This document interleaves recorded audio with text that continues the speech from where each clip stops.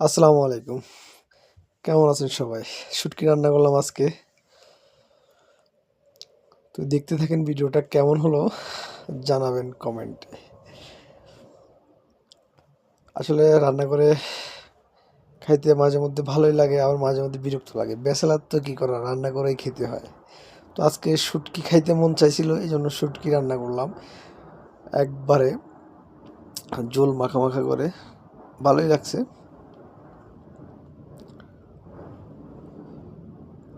দেশে থাকতে শুটকি খাইতাম না, এখানে আসি শুটকির প্রেমে পড়ে গেলাম। শুটকি এগুলো ভালো লাগে, এগুলাকে আপনার কি শুটকি জানি বলে, আমি নাম ভুলে গেছি। আমার ভালোই লাগে।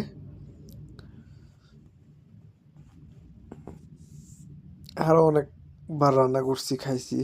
সো কখনো ভিডিও করি না, দেখি আজকে ভিডিও করি। আর আমি তো ফেসবুকে কন্টেন্ট তৈরি করি, এই জন্য